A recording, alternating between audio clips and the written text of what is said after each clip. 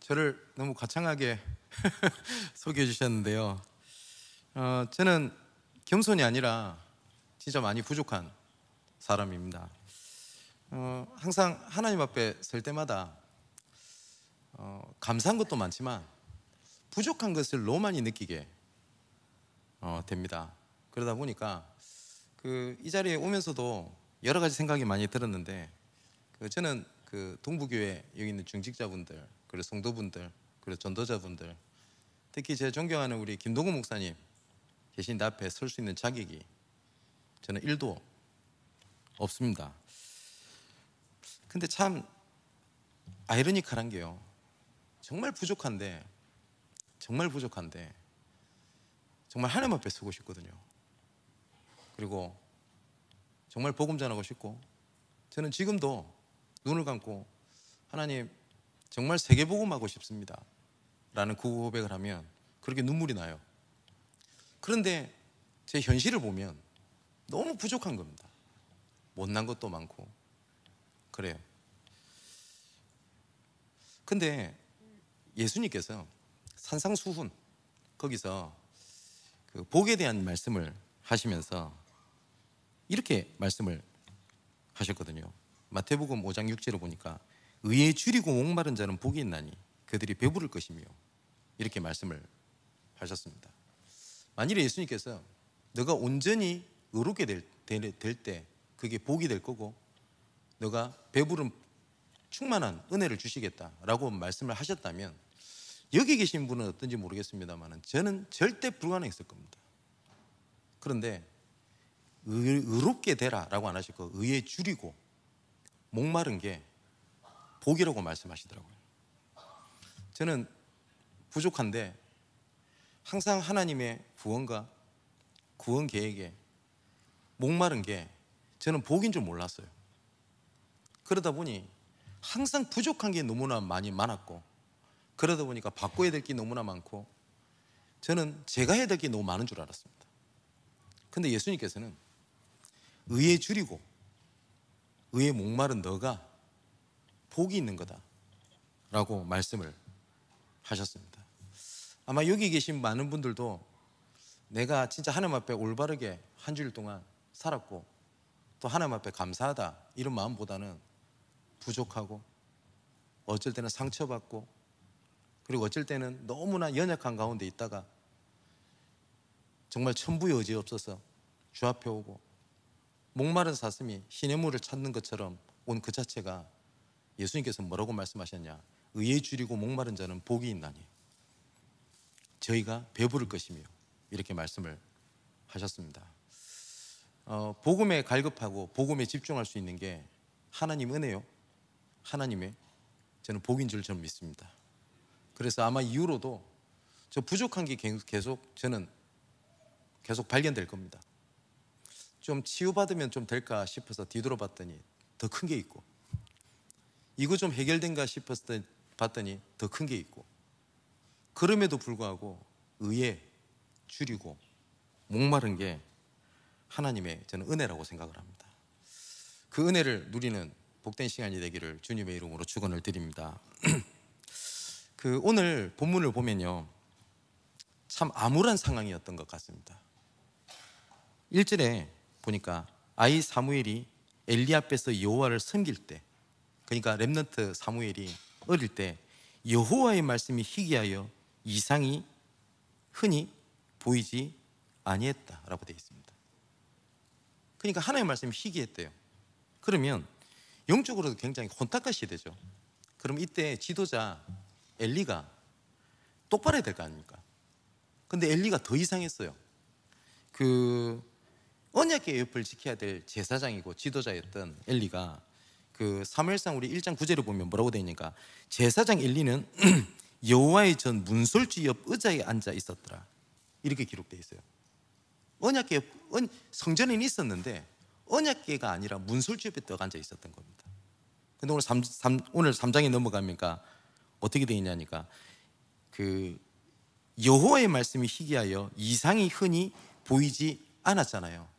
그럼 어떻게 되죠? 지도자가 더 하나님 앞에 엎드려야 되고, 그래야 될 거 아닙니까? 근데 이제는 뭐로 되니까 엘리의 눈이 점점 어두워가서 잘 보지 못하는 그때입니다. 이제는 문설주 옆 의자에 앉아 있는 게 아니라 자기 처소에 누워버려요. 어떨까요? 그죠? 사무엘상 2장에 보면 그 한나의 기도가 나오죠. 이 한나가 하나님 앞에 엎드려서 기도합니다. 아들이 없어서 고난과 그 고통, 멸시 이런 가운데 하나님 앞에 얼마나 간절히 기도했던지 입술만 움직이고 소리가 나지 않았다고 되어 있습니다. 그런데 확실히 엘리 제사장이 이미 감을 잃을 것 같아요. 그렇게 기도하는 한나에게 와가지고 뭐라고 얘기를 하죠? 네 술 먹었냐? 이래요. 여러분 한번 생각해 보세요. 새벽 기도 때 너무 괴로워서 하나님 앞에 엎드려 있는데 여러분 교육자 와가지고 술 드시고 왔어요? 어떨까요? 저는 제 같으면요 더 이상 얘기하지 않겠습니다. 근데 한나가 그게 아니오라 이 요종이 여차여차 이렇게 기도를 했습니다 라고 얘기를 하니까 엘리가 이렇게 얘기를 합니다. 네가 기도한 대로 응답받기 원한다. 기도자니까 할 수 있는 얘기죠. 그러면 그때 엘리의 상태를 한나가 몰랐을 리가 없거든요. 엘리의 상태, 엘리의 자녀들, 그죠? 그럼 한나가 이렇게 얘기를 해도 돼요. 니나 똑바로 하세요. 그런데 뭐라고 얘기를 하죠? 내가 주의 은혜로 말미암아 내가 응답받기 원하나이다 하면 다시는 얼굴에 근심이 있지 않았다 라고 되어 있습니다. 그렇게 해서 태어난 사람이 렘넌트 사무엘입니다. 그러면 사무엘은 어땠을까요? 그 지도자 밑에서 크는 렘넌트인데요. 근데 여기 뭐라고 되어 있죠? 하나님의 말씀이 희귀하여 이제는 문설주 옆 의자에 앉아있던 게 아니라 자기 처소에 누울 만큼 하나님에 대한 비전, 하나님에 대한 말씀 이런 게 아예 감을 잃었던 지도자 밑에서 태어난 겁니다. 그런데 이게 중요한 말씀이 있거든요. 3절에 뭐라고 되어 있냐니까 하나님의 등불은 아직 꺼지지 아니하였으며 사무엘은 여호와의 궤에 있는 여호와의 전에 누웠다. 그게 누구죠? 사무엘입니다. 사무엘상은 사무엘이 쓴 글입니다. 그죠? 모든 사람들은 이렇게 봤을 거라고 봐요. 엘리 저 아들 저 꼬라지 봐라. 지도자가 왜 저래? 말씀이 희귀했어. 지금 교회가 왜 이래? 이런 상태에서 사무엘은 뭘 봤냐니까 아직 하나님의 등불은 아직 꺼지지 아니하였으며 사무엘은 다른 걸 봤어요. 하나님의 언약은 단 한 번도 멈추거나 하나님의 은혜는 단 한 번도 거둬지거나 정체된 적이 단 한 번도 없습니다. 우리가 하나님의 절대 주권 이렇게 얘기를 하죠. 근데 이 절대라는 말은 하나님한테만 붙일 수 있는 단어입니다. 그죠? 우리 사람도 씁니다. 뭐 거짓말하고 난 다음에 다시는 안 그렇게, 절대로 안 그렇게. 믿지 마세요. 절대 합니다. 또 사람은 절대라는 단어를 못 붙여요.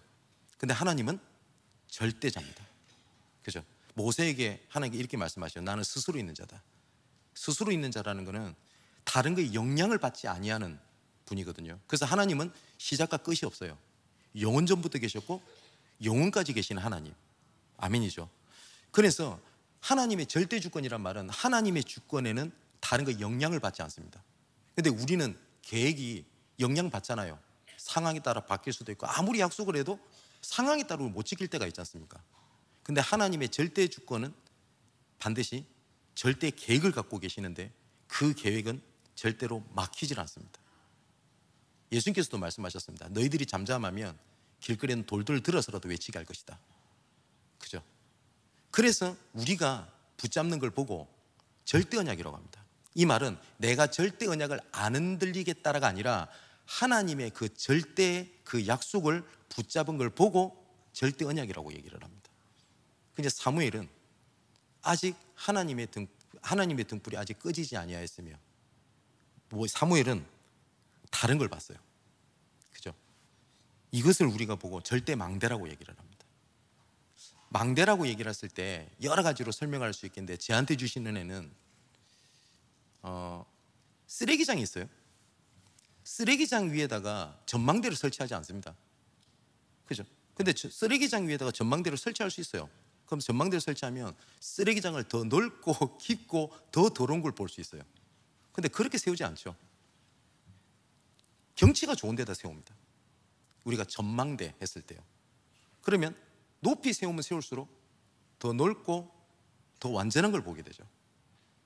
그러면 하나님의 언약에 그 망대를 세우게 되면 다른 사람은 요 정도 볼 수 있는 거를 미리 볼 수 있고 넓게 볼 수 있습니다. 그래서 바울은 그리스도 안에 있는 넓이, 높이, 깊이를 얘기를 했잖아요.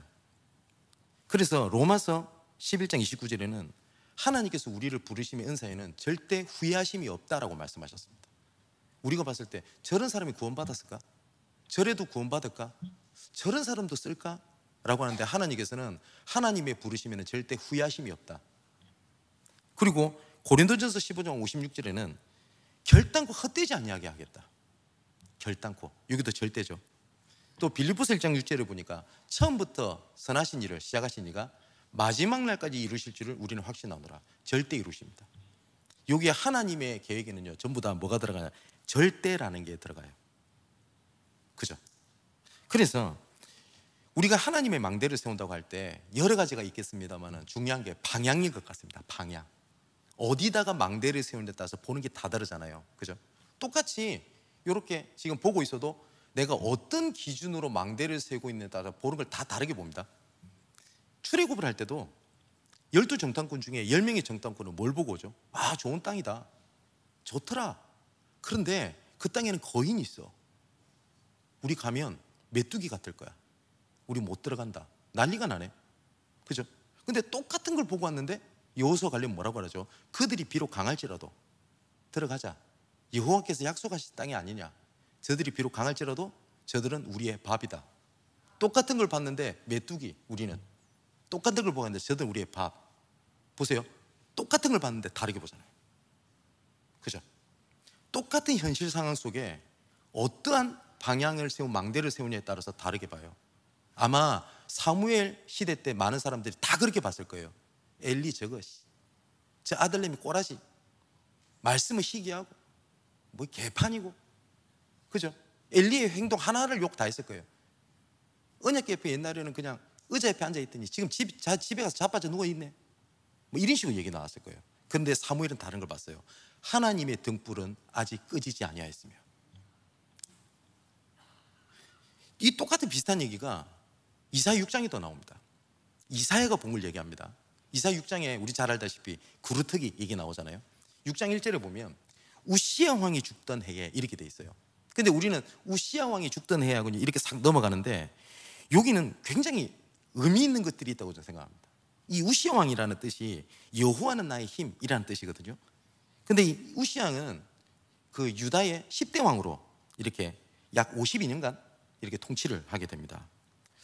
엘롯을 건축을 해서 유다에 돌리고 그 다음에 에돔, 블레셋, 그 다음에 아라비아, 그 다음에 마문 족속, 이런 족속이랑 전쟁을 해서 승리했던 지도자입니다. 근데 여러분, 북이스라엘은 단 한 명의 그 선한왕도 일어나지 않죠. 그죠? 근데 남유다에는 그래도 히스기야라든지 요시야라든지 그런 선한왕들이 일어나게 됩니다. 근데 오랜만에 우시야라고 하는 괜찮은 왕이 들어선 거예요. 그러면 그 백성들의 그 기대감이 얼마나 컸을까요? 그죠? 막 아무랬다가 좋은 지도자가 하나 생겼어요. 그러니까 굉장히 흥분했을 겁니다. 근데 그거에서 딱 기대에 부응하듯이 포로로 잡혀가서 굉장히 어려운 가운데 각 전쟁에서 승리하죠. 그 다음에 예루살렘 성에 망대를 막 세워가지고 군사력도 굉장히 강화를 시키고요, 농경을 발달을 시킵니다. 그냥 경제적으로도 좋았어요. 그래서 우시야 왕의 행적들을 보면 탁월한 업적을 세웁니다. 그런데요, 이 우시야 왕도 결국은 교만해져요. 그렇게 해가지고 제사장만이 할 수 있는 분향을 하려다가 하나님의 징계를 받게 됩니다. 그래서 나병에 걸리게 돼요. 문둥병에. 그렇게 해서 남은 생애를 별관에서 지내게 됩니다. 온몸에 병이 걸려가지고. 그리고 있다가 자기 손조들 왕들이 묻히는 묘지가 아니라 그냥 거기 묻히지 못하고 그냥 따로 묻혀요. 나병 이런 것 때문에. 여러분, 그때 당시에 그러면 이 유다 백성들이 기분이 어땠을까요? 오랜만에 소망을 가졌는데 그 소망이 끊어졌어요. 우리 이럴 때 있지 않습니까? 좀 그나마 힘 좀 얻었는데 아이고 나랑 똑같네, 사람은 변하지 않네, 이랬을 거예요. 그죠? 그 우시아 왕이 죽던 해입니다. 근데 이사야는 뭐라고 돼 있냐니까, 우시아 왕이 죽던 해에 내가 본즉 봤대요. 뭘 봤냐니까, 주께서 높이 들린 보좌에 앉으셨는데 그의 옷자락은 성전에 가득하였고 서랍들이 모시고 섰는데 각기 6날개가 있어 그 둘로는 자기 얼굴을 가리었고 그 둘로는 자기 발을 가리었고 그 둘로는 날며 서로 불러 이르되 거룩하다 거룩하다 거룩하다 만군의 여호와여, 그의 영광이 온 땅에 충만하도다. 우시아 왕이 죽던 소망이 없다라고 하는 그때에 이사야는 하나님의 보좌의 능력을 받다라고 되어 있어요. 그러면 우리가 하나님의 망대를 세운다는 게 그냥 추상적인 개념이 아니잖아요. 그죠? 많은 사람이 어렵다고 합니다. 근데 그 가운데 하나님의 숨은 계획, 하나님의 새로운 밭을 본 자가 사무엘이었습니다. 여호와의 등불이 아직 꺼지지 아니하였다. 그래서 어떻게 하죠? 여호와의 궤 옆에 눕게 된 겁니다. 그랬더니 두 번째로 어떻게 하시죠? 하나님께서는 말씀을 주세요. 하나님께서. 그래서 그 여호와의 말씀이 희귀하여 이상이 흔히 보이지 아니했다. 시대적인 암울이죠. 근데 그 가운데 엘리의 눈이 점점 어두워가서 잘 보이지 못하는 그때에 엘리는 자기 처소에 누웠고 교회적으로도 암울합니다. 근데 하나님께서는 다른 걸 본 사무엘에게, 또 다른 걸 본 이사야에게 하나님께서는 말씀을 주십니다. 하나님께서 사무엘에게 말씀을 주신다고요. 그리고 우리가 아시다시피 이 말씀이 하나도 자기의 말이 땅에 떨어지지 아니했다. 이건 사무엘이 잘한 게 아니죠. 아까 말씀드렸던 대로 절대 언약이기 때문에 하나님이 절대로 이루시는 하나님의 절대 언약을 보게 됩니다. 하나님은 누구에게 주시냐? 망대를 세운 자들에게. 두 번째, 하나님께서는 절대 언약을 주십니다. 이사야도 똑같아요. 우시아 왕이 죽던 해에 시대적인 암울입니다. 그런데 뭡니까? 듣기는 들어도 깨닫지 못하고 보기는 보아도 알지 못하게 될 거다. 백성들은 교회적으로도 암울입니다. 그 가운데 하나님께서는 이사야에게 말씀을 주십니다. 밤나무 상수리 나무가 배임을 당하여도 구루터기는 남아있는 것 같이 거룩한 씨가 이 땅에 구루터기니라. 지금도 하나님은 그 하나님의 절대를 이루는 여정을 걷게 하시기 위하여 하나님은 지금도 말씀을 주고 계십니다. 저는 이 말씀을 믿습니다. 하나님은 지금도 우리에게 말씀을 주시는데, 우리 여기에 대해서 우리에 대한 자세가 사무엘 오늘 나와요. 뭐라고 되어 있죠? 사무엘이 뭐라고 합니까? 말씀하옵소서 주의 종이 듣겠나이다. 저는 우리 교회 성도들에게 이런 얘기를 잘합니다. 어떤 문제가 있다, 어떤 괴로움이 있다 이러면 그 기도 제목을 가지고 말씀 듣지 말라고 저는 얘기를 합니다. 필요할 수도 있어요. 그런데 예를 들어서 이런 거죠. 회사 그만둘까요 말까요? 그 기도 제목을 가지고 말씀을 들어요. 근데 강단에서 우리 김동 목사님이 그만둬 이렇게 안 하시거든요. 그죠? 그래서 그런 얘기를 못 들으면 내가 오늘 말씀을 통해서 응답 못 받아서 이럽니다. 그게 말씀입니까? 언젠가 어떤 청년들끼리 포럼을 하는데 자기 말씀 성취된 걸 얘기를 하더라고요. 오늘 기도 수첩을 보면서 말씀 성취를 봤대요. 그게 뭐였냐니까 회사 그만둘까 말까 괴롭더래요. 그 기도 수첩에 오늘 본문이 뭐냐? 내 본토 친척 아비집을 떠나 내가 내게 지시할 땅으로 가라. 응답 받았다고. 그래서 제가 이렇게 물어봤어요. 이때 오늘 이 인간이랑 헤어질까요 말까요? 교회 떠나야 될까요 말까요? 교회 그렇게 모든 갈등하는 렘넌트들이 오늘 기도처 보고 다 떠나야 되네? 그 얘기를 한 겁니까? 우리가 말씀을 점치는 게 아니잖아요. 근데 많은 사람들이 그렇게 말씀을 들어요. 그래서 응답 받았다 못 받았다 성취다. 하나님은 그렇게 하시지 않거든요. 제가 이런 얘기도 합니다. 하나님 A로 갈까요 B로 갈까요? 그 기도 제목 틀렸습니다. 왜냐니까 내가 선택해놨잖아. A, B 50%라. 그죠? 근데 만일에 하나님의 계획이 C, D, E, F 안 보여요. 그러니까 사무엘은 말씀하옵소서 주의 종이 듣겠나이다. 내가 지금 내 상황이 이럴지라도 여호와께서 말씀하시면 듣겠나이다. 이겁니다. 욥도 이렇게 얘기를 하죠.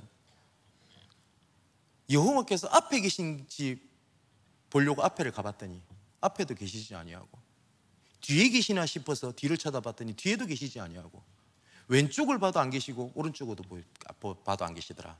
그러나 나의 갈 길을 주께서 아시나니, 그 고백을 합니다. 근데 앞으로 갈까요? 뒤로 갈까요? 옆으로 갈까요? 뭐 갈까요? 그게 아니잖아요. 그죠? 아브라함도 마찬가지입니다. 롯을 내보내라 라고 얘기를 하면 이렇게 얘기를 할 겁니다. 내가 기도해 봤더니 나는 이쪽으로 하는 게 하나의 계획인 것 같아. 근데 이쪽으로 갈 테니 너 나가, 이쪽으로 가라. 이렇게 해야지 맞잖아요. 근데 아브라함은 이렇게 얘기를 합니다. 네가 동을 선택하면 난 나를 서를 선택하겠고, 네가 서쪽을 선택하면 난 동쪽으로 갈게 라고 얘기를 합니다. 이상하잖아요. 왜냐? 하나님 계획 있는 데를 가야 될 거 아닙니까? 근데 아브라함은 뭘 봤냐니까 복의 근원을 알았어요. 내가 너와 함께 하겠다. 그러니까 어디를 가든지 하나님은 나와 함께 계시기 때문에 아브라함은 문제가 되질 않았어요. 그게 언약이었지, 이쪽으로 가야 되냐 저쪽으로 가야 되냐가 언약이 아니었잖아요. 그죠? 자, 우리가 어떠한 상황에 두고 어떤 진짜 결정을 해야 될 때가 있을 겁니다. 뭐 좀 직설적으로 말하면 내가 나름대로 언약 잡고 기도했는데 이혼을 할까 말까, 뭐 이런 거. 나는 나름대로 언약 잡고 그 회사 들어갔는데 회사를 그만둬야 되나 말아야 되나, 이럴 때가 있을 겁니다.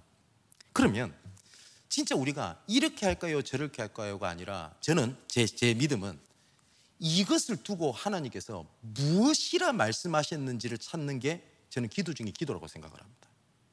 그래서 우리가 예배를 드리는 거거든요. 예를 들어서요, 이사했다고 이사 신방 예배를 드려도 되고 안 드려도 돼요? 아닌 말로 꼭 드려야 됩니까? 그런데 이사를 하고 난 다음에 하나님께서 이 지역에서 하나님께서 나에게 하시고자 하는 언약이 뭐지? 라는 것이 나중에 내가 이사를 하고 안 하고에 대한 중요한 뭐가 돼요? 나침반이 됩니다. 저는 여러분 어떤지 모르겠습니다. 저는 목사 안수 받을 때 무엇이라 하나님께서 말씀해 주셨는지 저는 기억하고 있습니다. 그렇기 때문에 힘들 때가 있겠죠. 어쩔 때는 용서하고 드립시오. 지금은 아닙니다. 그만두고 싶다, 이런 생각도 들겠죠. 그럼 그만둘까요 말까요가 아니라 하나님께서 그때 내가 무엇이라 말씀하셨는지, 내 자녀를 낳을 때 하나님께서 무엇이라 말씀하셨는지. 그죠? 분명히 사무엘은 한나를 통해서 어떠한 언약을 가지고 자기가 태어났다는 사실을 저는 알았을 거라 저는 확신합니다. 한나의 한 맺힌 언약이었기 때문에 무엇이라 말씀하셨는지. 그럼 두 가지입니다. 이 상황을 두고 하나님께서 무엇이라 말씀하셨는지를 찾는 거고요, 만일에 없다면 무엇이라 말씀하시는지 기다리는 겁니다. 이걸 두고 이렇게 해결할까요 저걸 해결할까요, 하나님 이렇게 해주세요 저렇게 해주시가 아니라, 하나님 말씀하옵소서, 종이 듣겠나이다. 우리 렘너트도 마찬가지거든요. 이 대학을 갈까요 저 대학을 갈까요? 저는 아니라고 봅니다. 이 대학을 가면 복을 받고 저 대학을 가면 복을 못 받습니까? 많은 사람이 그러거든요. 내 성령도 잘 못 받은 것 같아. 왜? 내 일이 잘 안 풀려. 그럼 반대로 말하면 뭐죠? 내가 선택을 잘했으면 응답 받을 수 있다는 얘기입니까? 아니잖아요. 그런 겁니까? 그러면 내가 인도받는 선택에 따라서 복의 유무가 왔다 갔다 해요? 그러면 그 성령 인도의 모든 주권은 나한테 있네요? 아니죠. 하나님께서 무엇이라 말씀하셨는지. 그죠? 그래서 하박국도 하나님 앞에 이렇게 질문합니다. 하나님, 왜 악인들은 더 득세하고 왜 의인들은 왜 저렇게 비참합니까? 하나님은 진짜 계시긴 한 겁니까? 하나님은 진짜 기도응답 들으세요? 왜 이럽니까? 라고 하는 게 하박국 1장입니다. 근데 하박국 2장 1장에 되게 중요한 얘기가 있어요. 뭐라고 되어 있냐니까, 내가 내 파수하는 곳에 서며 하나님이 맡기신 현장을 떠나질 않았어요. 그리고 성루에 서리라. 제가 성루라는 단어를 한번 찾아보니까 비슷한 단어로, 제 해석이 아니라요, 기독교 사전에 보니까 망대라는 뜻이랍니다. 그러면 하나님께서 맡기신 그 현장에서 기다리며 망대를 세우리라. 그가 내게 무엇이라 말씀하신지 기다리고 바라보며 나의 질문에 대하여 어떻게 대답하시는지를 내가 보리라 하였더니. 그때 하나님께서 하박국에게 대답을 하십니다. 너는 이 말씀을 돌판에 새겨 누구든지 볼 수 있도록 해라. 그 하나님의 말씀을 받고 난 다음에 하박국 3장에 하박국의 고백입니다. 무화과 나뭇잎이 마르고 포도 열매가 없고 감람 열매가 다 그치고 논밭에 아무런 소출이 없고 외양간에 송아지가 없어도 나는 여호와로 말미암아 기뻐하리로다. 그게 하박국 1, 2, 3장의 요약이거든요. 하박국도 뭐냐니까 주께서 무엇이라 말씀하실는지, 무엇이라 말씀하셨고 무엇이라 말씀하셨는지. 그죠? 우리 청년 여러분들 결혼 안 하신 분 있겠죠? 저는 우리 청년들한테 그런 얘기를 하거든요. 요새 청년들 예배 드리는 분위기를 보면 주례 없는 예배 이거 하더라고요. 뭐 그럴 수 있어요, 문화니까. 근데 저는 개인적으로 그렇게 하지 말라고 얘기를 합니다. 이번에 우리가 언약을 맺을 때 하나님께서 우리 부부에게 무엇이라 말씀하셨는지를 잡는 게 중요한 거지 퍼포먼스를 하는 게 아니잖아요, 예배가. 그렇지 않습니까? 개업 예배 왜 드립니까? 개업했으니 하나님 복 주세요라고 해서 목사님 초청해서 그냥 퍼포먼스 하는 겁니까? 아니잖아요. 무엇이라 말씀하셨는지. 내 자녀에게 어려움이 왔을 때 하나님 해결해 주세요가 아니라 하나님께서 내 자녀에게, 내 자녀를 낳을 때 하나님께서 무엇이라 내게 언약을 주셨는지 그걸 기억해라. 그거지 않습니까? 제가 지난주에 일이 있어서 부산에 좀 다녀왔어요. 제가 성함을 말씀 못 드리겠고 어떤 장로님인데 자녀 문제가 너무 심각해요. 제가 지금 설명을 간단하게 하기도 너무 민망할 만큼 막 우세요. 그래서 제가 이런 말씀을 드렸어요. 장로님, 권사님, 그 애를 낳을 때 하나님께서 무엇이라 말씀하셨는지. 그때 권사님, 장로님 막 가만히 계시더라고요. 근데 그 가만히 계시면 되게 충격이었대요. 분명히 예배를 드렸고 그때 때 이름도 지었대요. 시편 52편. 근데 그 말씀 때 다시 우세요. 근데 앞에 울음과 뒤에 울음은 다르대요. 언약을 기억하십시오. 사무엘은 언약을 기억했어요. 하나님의 등불은 아직 끊이지 아니했고, 그러면서 또 뭘 했냐니까 우리 원단 메시지 때도 뭘 얘기하셨죠? 기다리라. 근데 기다리는 얘기 들으면 여러분 짜증 안 나세요? 매년 원단 메시지 때 기다리래. 뭐 너무 기다리면 막 10년 전에, 20년, 30년 전에도 기다리라, 올해도 기다리라, 말장난하는 것 같고. 그렇지 않습니다. 예수님께서도 뭐라고 말씀하시냐면 사도와 함께 모이사 그들에게 분부하여 이르시되 예루살렘을 떠나지 말고 내게서 들은 바 아버지께 약속하신 것을 기다리라. 좀 이상하지 않나요? 왜 꼭 예루살렘이어야 됩니까? 왜 꼭 예루살렘에만 하나님 역사하십니까? 아니잖아요. 아닌 말로 안양동북에는 역사하고 다른 교회는 역사 안 합니까? 아니잖아요. 그렇잖아요. 근데 왜 하나님께서는, 예수님께서는 예루살렘을 떠나지 말고라고 시작하셨을까요? 거기서 하나님의 응답이 시작되기 때문에. 그래서 제가 이런 얘기를 드립니다. 가정 살리려면 가정 떠나지 마십시오. 교회 살리려면 교회 떠나면 안 돼요. 맞죠? 내가 렘넌트를 살려야 되겠는데 렘넌트를 제껴놓고 나부터 살아야 되겠다, 하나님 렘넌트 살려주세요, 틀린 겁니다. 예루살렘을 떠나지 말고. 그런데 많은 제자들이 예루살렘을 떠났어요. 그 중에 한 사람이 누구죠? 엠마오로 가는 두 제자. 터덜터덜 갑니다. 분명히 엠마오로 가는 두 무리 안 돼 있습니다. 제자. 근데 그때 얼마만큼 낙담을 했는지 예수님과 함께 동행하면서도 함께 하는 줄을 몰랐다고 돼 있어요. 근데 나중에 예수님께서 말씀을 풀어주실 때에 우리 마음이 뜨겁지 아니하더냐. 그죠? 은혜 받은 거죠. 그리고 뭐라고 됐습니까? 그들이 곧 어디요? 예루살렘으로 돌아가니라. 그래서 120명 마가다락방에, 그게 엠마오로 가던 두 제자도 함께 있었습니다. 그 자리에 하나님은 말씀을 주시게 되어 있습니다. 그리고 하나님께서는 그 말씀대로 이루어 가시는 우리 삶을 이끌어 가십니다. 그걸 보고 하나님의 절대 여정이라고 그럽니다. 그러면 하나님께서는 말씀을 통해서 그 여정을 이끌어 가듯이 그걸 성취해 가시거든요. 그걸 보고 우리가 하나님의 절대 이정표라고 얘기를 합니다. 가이사랴 빌립보 지방에서 사람들이 날 누구라 하냐, 너희는 나를 누구라 하냐, 그 시작부터 내가 이제 로마도 봐야 하리라 라고 했던 그 이정표대로 하나님께서는 구원 계획을 이끌어 가시거든요. 그 증거로 오늘 읽지는 않았습니다만은 사무엘상 3장 19절에 보니까 사무엘이 자라매 여호와께서 그와 함께 계셔서 그의 말이 하나도 땅에 떨어지지 않게 하셨다. 21절에는 여호와께서 실로에서 다시 나타나되 여호와께서 실로에서 여호와의 말씀으로 사무엘에게 자기를 나타내시니라 라고 되어 있습니다. 사무엘이 했던 사역은 굉장히 중요한 사역들이 많습니다. 미스바 운동이라든지. 근데 제가 개인적으로 봤었을 때는 사무엘이 했던 사역 중에서 가장 중요한 사역 중에 하나가 뭐냐니까 다윗왕을 세운 겁니다. 근데 그냥 뭐 왕 하나 세웠다 그 얘기가 아니고요. 예수 그리스도께서는 유다 자손으로 오십니다. 그죠? 다윗의 자손 이렇게 하죠. 유다 자손으로 오십니다.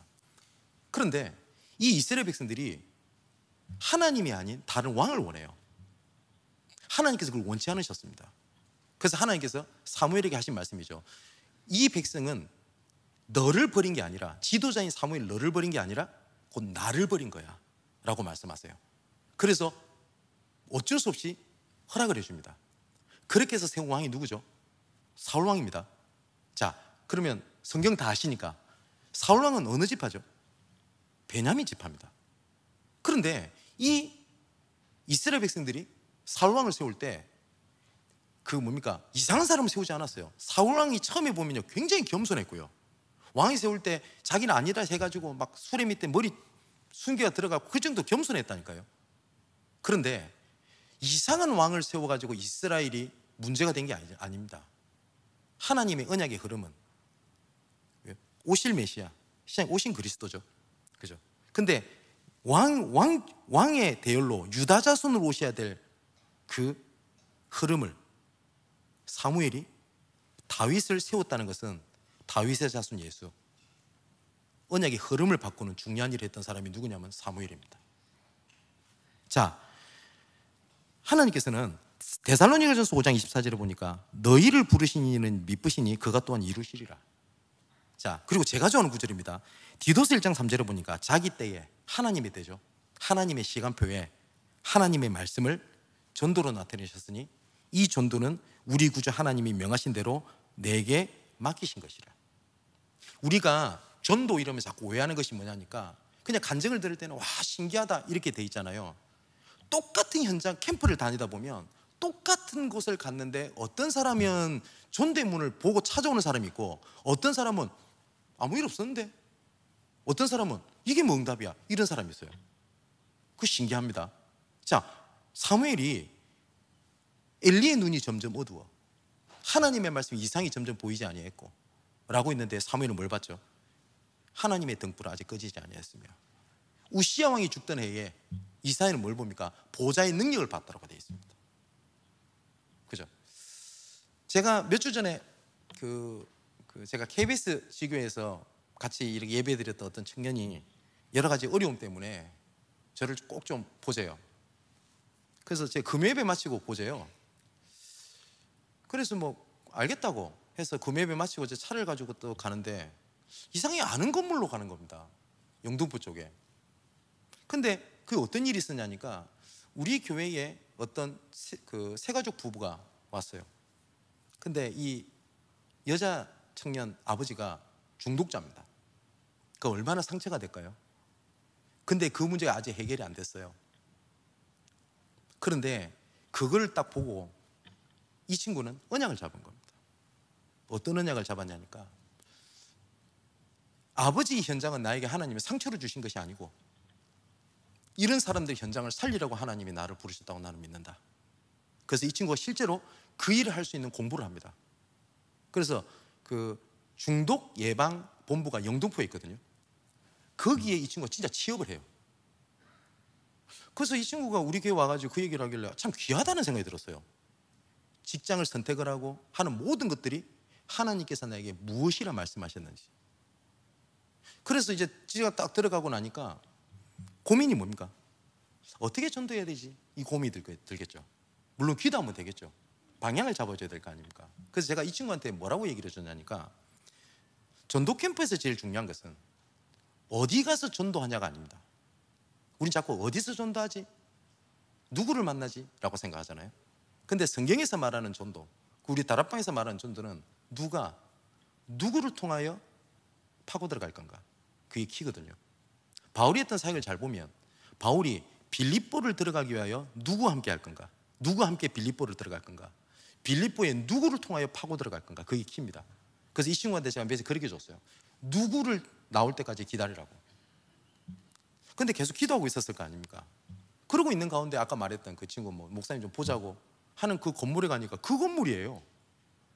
그래가지고 뭐 울면서 얘기하더라고요. 목사님, 내가 교회에서 뭐 이런 상처가 있고 뭐 저런 상처가 있고 뭐 교회를 나와야 되니 말아야 되니 뭐 어쩌고 얘기를 해요. 그 얘기를 같이 들어주다가 그 얘기가 솔직히 안 들리더라고요. 저는 딴 거 본 거 있잖아요. 이게 혹시 하나님께서 그 기도했던 그거 아닌가? 그래서 제가 좀 미안한 말인데 열심히 듣고 난 다음에 제가 이런 얘기를 했어요. 좀 내 얘기 좀 하자 이제. 그 울기 아니라 내 얘기를 좀 먼저 좀 들어보라고. 그래서 이 친구 했던 기도 제목, 오면서 내가 들었던 언약, 이 얘기를 했어요. 그랬더니 이 친구가 뭐라고 얘기를 하냐니까 자기는 여기서 2년 정도를 왔는데 참 인도 잘 받던 친구거든요. 근데 많은 일이 있었던 것 같아요. 2년 동안 단 한 번도 이쪽 자리, 이쪽 지옥에 하나님의 구원객이 있다는 생각 안 하고 살았대요. 그래서 제가 그런 얘기를 했어요. 그러면 하나님께서 그 하나님의 절대 이정표를 위하여 하나님께서 나에게 갈등을 주신 거고 한 거 아니겠냐고. 그렇게 해서 그 친구랑 만나게 돼서 지교가 시작이 된 겁니다. 오늘 제가 여기 예배 인도를 하기 전에 우리 교회 그 여자 청년 얘기했잖아요. 그 친구 저한테 보고를 하더라고요. 2번 예배를 드렸는데 그동안 하나님이 구원받은 사람을 붙인대요. 그랬더니 목사님, 내가 힘들어 죽겠고 교회를 나갈까 말까 막 이랬던 것들이 이제는 없어요. 근데 보세요. 똑같은 걸 보는데 엘리의 눈이 어두워 하나님의 말씀이 희귀하여 이상이 보이지 아니하였더라. 그걸 봤냐? 하나님의 등불은 아직 꺼지지 아니하였다. 그걸 봤냐? 다르잖아요. 그죠? 교회에 문제가 생길 수 있습니다. 오늘 교회에 제가 설교하면서 이런 표현을 썼는데, 저는 교회에 훌륭한 사람, 그리고 막 영향력 있는 사람, 그런 사람이 있으면 좋겠죠. 왜냐면 엘리트 사역을 해야 되니까. 근데 저는 조금 생각이 좀 다릅니다. 예수님께서 마가복음 2장입니까? 거기 보면 병든 자라야 의사가 필요하지 않냐. 나는 의인을 부르러 온 것이 아니라 죄인을 부르러 왔다 라고 말씀하셨습니다.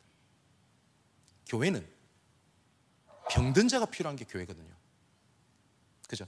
근데 우리는 자꾸 어떻게 생각하냐니까 훌륭한 사람, 능력 있는 사람, 그런 사람 필요 없다는 얘기가 아닙니다. 그게 방향이 잡혀 있어요.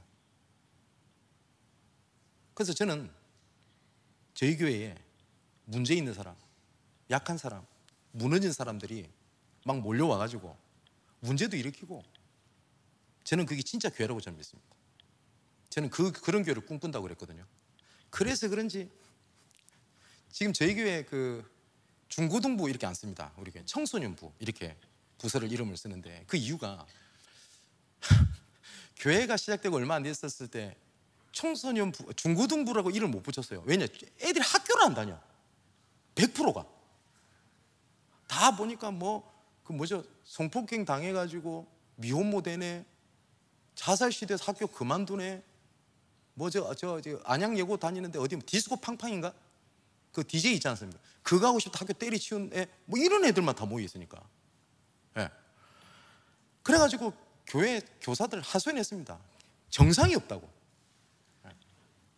네, 저도 그런 생각이 들었어요. 근데 저는 진짜 그 교회라 생각하거든요. 근데 너무 감사한 것은 그 모든 애들이 지금 저희 교회 사역자입니다. 저희 교회 저는 자랑이라 생각합니다. 서울대 다니는 애 없습니다.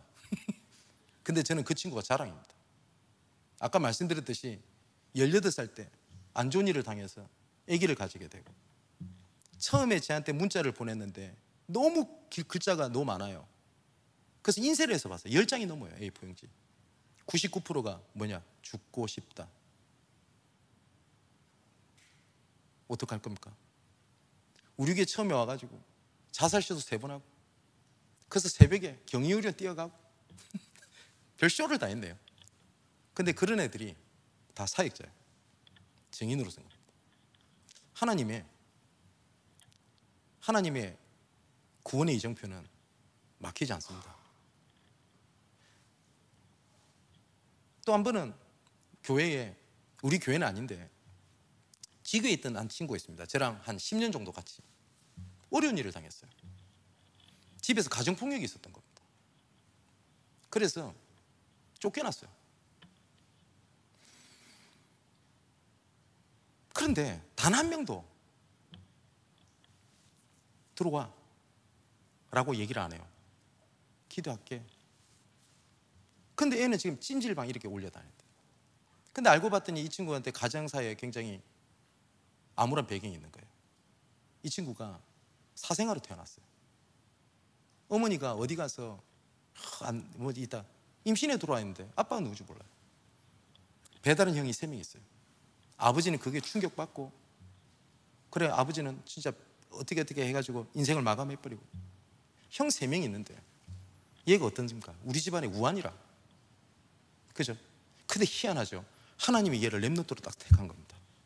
얘가 우리 렘넌트예요. 근데 저는 이 친구가 그렇게 밝아서 저는 그런 배경이 있는 줄 몰랐어요.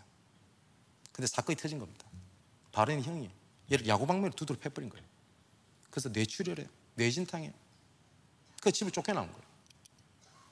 그래서 아무도 도와주지 않고 있길래 제가 뭐라고 얘기를 했냐니까, 너 무조건 짐 싸들고 그냥 우리 집에 들어와. 들어오라고 그랬어요. 그러고 난 다음에 처음에 딱 만나서, 저녁에 만나서 웃으면서 이런 얘기를 했어요. 문제 가운데 하나님의 계획이 있다고 한다. 그지? 그 얘기 많이 들었지? 네. 하나님 계획이 뭘까? 지금? 그랬더니 고개를 푹 숙이더라고요. 그래서 제가 이런 얘기를 했어요. 네가 모르는 걸 내가 어떻게 알겠어? 그런데 하나님의 말씀에는 이렇게 돼 있다. 모든 것은 하나님의 구원 계획과 관련돼 있어. 뭔지는 잘 모르겠어. 근데 성경에는 그리 돼 있어. 난 그거 믿어. 우리 그거 놓고 기도해보자. 아니, 집안이 개판돼 버렸는데요. 그래서 형 고소하고 막, 그 특수폭행이거든요. 그 구속입니다, 그거. 그렇게 진행이 된 겁니다. 그랬더니 회사에서도 난리가 났어요. 그 형이 막 회사에 전화해가지고 막 때려 죽이니 많이 막 이렇게 버리니까. 그래서 회사에서는 출근하면 회사 사장, 이사 이런 사람이 모여갖고 걱정하는 거예요. 괜찮나? 이러면서. 어디서 지내는데? 목사님 집에서 지낸다고. 그래 힘내라. 그래서 이 친구랑 저랑 같이 지낼 거 아닙니까? 지낼 때 저는 저희에서 미션홈 할 때 원칙이 있습니다. 와가지고 뭐 메시지하고 일 안 해요. 왜냐니까 하루 종일 메시지하고 돌아다니는데 집에 가서 또 얘기하는 게 힘들잖아요. 그냥 믿는 게 하나가 뭐냐니까, 제가 진짜 복음의 사람이 맞다면 제가 어떻게 기도하고 어떻게 전도하고 어떻게 평소에 사건을 보고 하는 것인지를 저랑 살면 잘 볼 거 아닙니까? 그죠? 그래서 매일 저녁마다 그냥 대화해요. 그냥 대화하고 농담 따먹게 하고. 그래서 조금씩 은혜를 받을 거 아닙니까? 회사에 가서 오늘 목사님 무슨 얘기 하더라고. 어제 한번 물어보더래요. 그러다가 회사에서 난리가 난 겁니다. 왜 난리가 났냐니까, 회사에 어떤 사람이 자살 시도를 하게 된 거예요. 근데 안 죽었어, 다행히.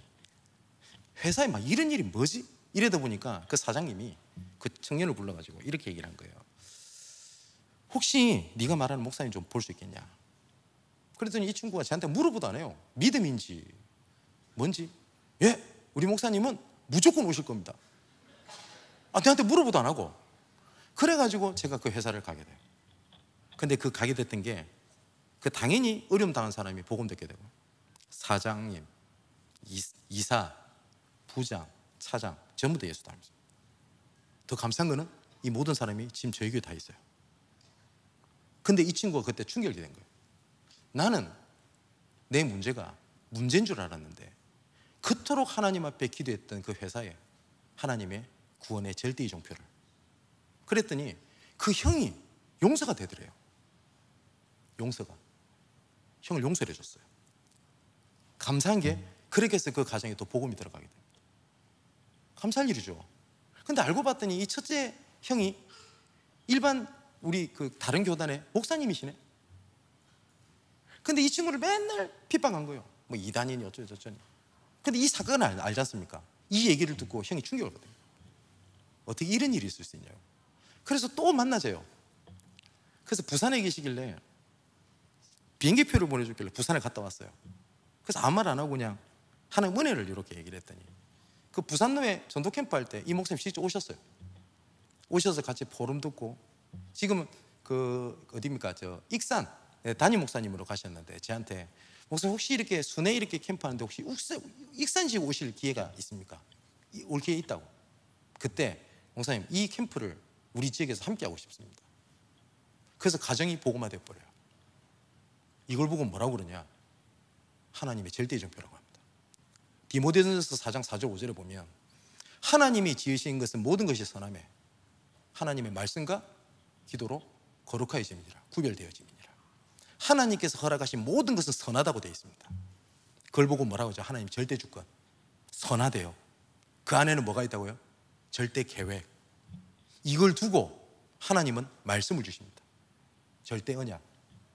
이걸 갖고 살아가는 걸 보고 절대 여정.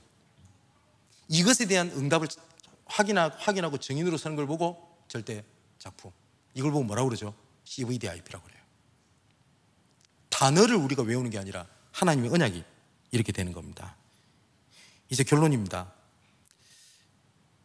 우리 사랑하는 렘넌트 여러분, 우리 사랑하는 우리 중자 여러분, 현실 상황이 아닌 그 뒤에 하나님의 언약을 보는 망대를 세우게 되기를 주님의 이름으로 축원을 드립니다. 그래서 하나님과 우리 사람 사이에 디모데전서 2장 5절에 보면 하나님과 우리 사람 사이에 중보자는 예수 그리스도밖에 없어요. 여기에 어떤 것도 들어가면 안 돼요. 왜 천주교가 틀렸냐? 이 마리아를 왜 집어넣어요? 그잖아요. 여기 왜 마리아를 왜 집어넣어요? 여기에 성경 말씀이 좀 부족한 것에 대해서 몰몬격을 뜩 집어넣어놨어요. 몰몬격 이단입니다. 틀렸습니다. 여기 어떤 것도 들어가면 안 돼요. 여기 우리 교회에서 제가 하는 표현입니다. 목회자가 들어가도 안 돼요. 어떤 분은 그러더라고요.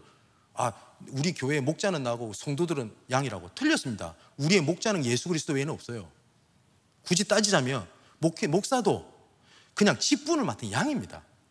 그래서 제 교회에서 어떻게 표현하냐면 굳이 표현하자면 여러분 양치기 알죠? 그 목자 그 보면 양을 칠 때 좀 도와주는 개 있습니다. 개 보더컬리 하더니 개입니다. 개 그냥. 그러면 이 말에서 가지고 우리 교회 렘넌트들이 저보고 개라고 부르는데 저 목자는 아닙니다. 개입니다. 진짜. 뭐냐? 하나님과 우리 사람 사이의 중보자는 그리스도 외에는 없어요.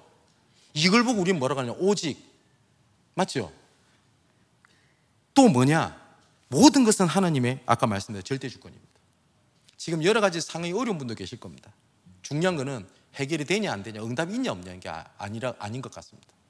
하나님께서 무엇이라 말씀하셨는지 망대. 그럼 그 말씀을 이루기 위하여 하나님께서 허락하신 지금 여정이 뭔지, 그 여정의 마지막 결론은 응답에 있지 않습니다. 하나님의 구원에 있습니다. 모든 것을 통하여 망대, 여정, 이정표에 하나님의 축복을 누리는 우리 귀한 전도자 되시기를 주님의 이름으로 축원을 드립니다. 기도하겠습니다. 의에 줄이고 목마름 속에 있게 하신 것이 하나님께서 우리에게 주신 복인 줄 믿습니다. 영원히 하나님의 의에 줄이고 하나님의 의를 이루는 목마름에 있게 하여 주옵소서. 아버지 하나님, 현실과 상황이 아닌 하나님의 등불은 꺼지지 아니하였다는 것을 보는 망대를 세우게 하옵소서. 하나님의 등불이 꺼지지 아니하였다는 것을 확인하는 여정을 걷게 하옵소서. 하나님의 등불이 꺼지지 아니하였다는 구원의 이정표를 삶 속에서 확인하고 그 증인으로 서게 하옵소서. 이 모든 말씀을 그리스도가 되시는 예수님의 이름으로 기도합니다. 아멘.